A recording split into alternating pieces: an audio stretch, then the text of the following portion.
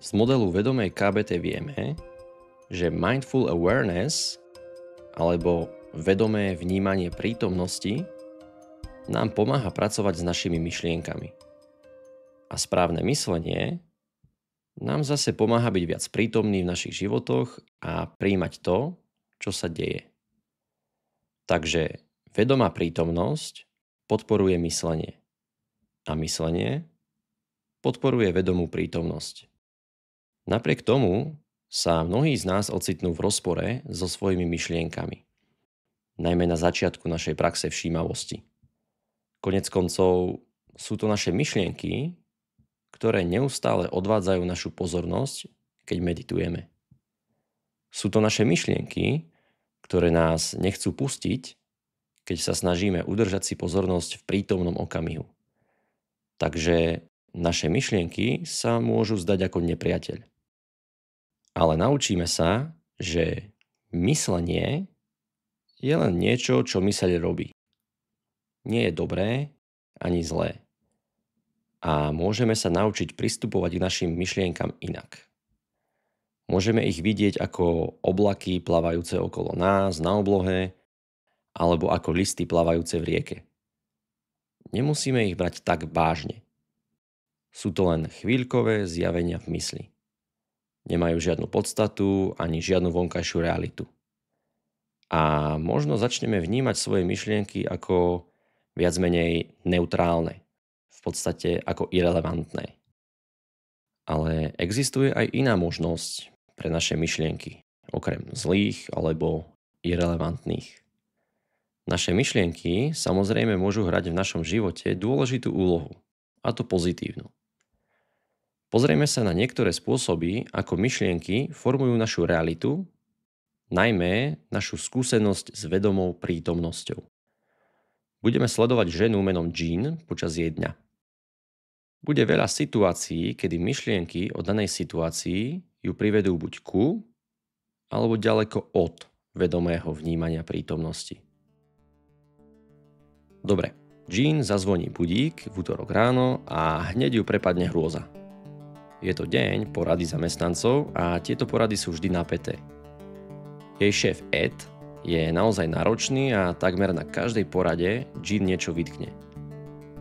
Takže Jean leží v posteli a predstavuje si nepríjemnosti, ktoré ju čakajú. Má prvú možnosť. Môže sa bezhlavo vrhnúť do dňa a začať premýšľať o príprave na stretnutie, alebo si môže vyhradiť pár chvíľ na to, aby sa spojila sama so sebou. Dopriať si trochu vedomého vnímania prítomnosti. A jej rozhodnutie bude závisieť najmä od toho, čo si myslí. Možno si pomyslí, musím sa hneď pustiť do práce. Alebo si môže povedať, môžem si tu vyhradiť pár sekúnd, aby som sa spojila sama so sebou. V tento deň si vyberá druhú možnosť. Zatvorí oči a niekoľkokrát sa zhlboka nadýchne. Znovu spojí svoju myseľ a telo, trochu sa tým uzemní a nájde viac stability. A zrazu jej stretnutie neskôr v ten deň už nevyzerá tak desivo. Nemá pocit, že na ňom závisí všetko. A rozhodne to nie je tá najdôležitejšia vec, ktorá sa práve deje, keďže sa to ešte ani nedeje. O niečo neskôr sa chystá pustiť do prípravy na stretnutie a spomenie si, že dnes ráno plánovala meditovať. Jednej jej časti sa nechce a pomyslí si, urobím to po práci. Ale potom si overí svoje myšlienky. Toto je dnes druhá príležitosť urobiť vedomé myšlienkové rozhodnutie. Je pravda, že to urobí neskôr? Jean si spomenie na iné príležitosti a uvedomí si, že v 9 z 10 prípadoch meditovať nebude, ak to ráno vynechá. Dala si záväzok, že bude meditovať pravidelne a tak sa rozhodne pokračovať a venovať sa 10 minút dýchovej meditácii. Opäť raz jej myšlienky ovplyvnili jej vedomú prítomnosť v praxi. Keď tam sedí, medituje a snaží sa sústrediť na dých, jej myseľ neustále uteká k schôdzi alebo spomína na všetky nepríjemné veci, ktoré Ed povedal na predchádzajúcich schôdzach. Je zo seba frustrovaná a myslí si, som v tom taká strašná. V minulosti ju takéto myšlienky viedli k tomu, že prestala meditovať, pretože aký to má zmysel, keď je v tom taká strašná. Ale tento raz si myšlienku uvedomí a povie si, nie si v tom strašná. Myslenie je to, čo myseľ proste robí. A môžeš len sledovať, čo tvoja myseľ robí. A s touto zmenou v myslení už viac nebojuje sama so sebou. Môže sa len sústrediť na to, čo prežíva. Keď sa jej meditácia blíži ku koncu, Jean si uvedomuje, že celá meditácia sa jej zdala dosť všedná. Mala už niekoľko zážitkov z meditácie, ktoré ju úplne ohromili. Napríklad pocit hlbokého emocionálneho spojenia so všetkým živým a pocit, že je obklopená láskou a svetlom. V porovnaní s tým bola dnešná meditácia taká obyčajná. Bola to len strata času? Tu je ďalší mentálny bod vedomého rozhodnutia. Jean môže interpretovať svoju meditáciu ako stratu času, čo zníži pravdepodobnosť, že bude v budúcnosti znovu meditovať. Alebo môže spochybniť svoje presvedčenia. A to aj urobí. Pripomína si, že meditácia nie je o hľadaní konkrétneho emocionálneho alebo duchovného zážitku. Ide o to, aby bola prítomná s tým, čo je. A s touto zmenou v myslení sa jej meditácia nezdá ako strata drahocenného ranného času. Vnímajú ako spôsob, ako praktizovať presne to, čo jej chýbalo. Chýbalo jej skutočné prežívanie svojho života.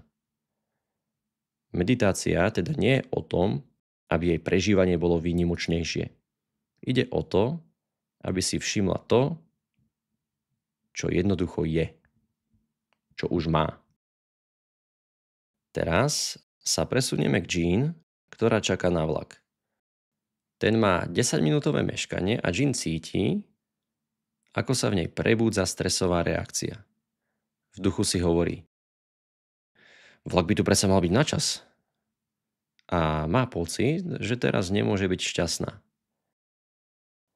Ale potom si pomyslí, môžem s tým bojovať a trpieť, alebo sa tomu môžem otvoriť a byť v poriadku. Tak či tak, do práce prídem o 10 minút neskôr, ako som plánovala.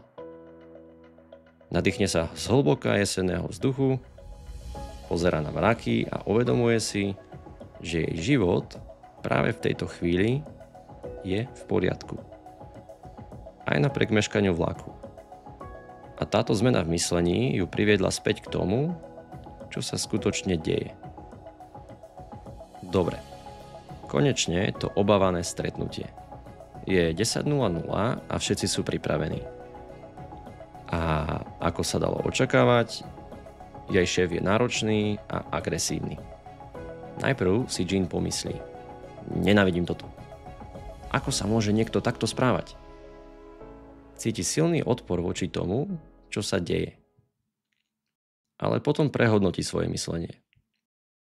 Brala tieto myšlienky ako samozrejmé a jednoducho predpokladala, že sú pravdivé. Teraz si však uvedomuje, že možno je v poriadku nemať rada to, čo sa deje. A možno je Ed presne taký, aký je. Jean si uvedomuje, že nie je proti čomu bojovať. Nie je to tak, že by sa realita správala nesprávne. Potom sa v duchu opýta. Môžem sa tomu otvoriť? Táto ochota ju privádza späť do jej života takého, aký je. A vie, že toto stretnutie je výzvou, ktorú prekoná. Takže jej myslenie ju opäť priviedlo späť k vedomému vnímaniu prítomnosti. Úloha pre teba.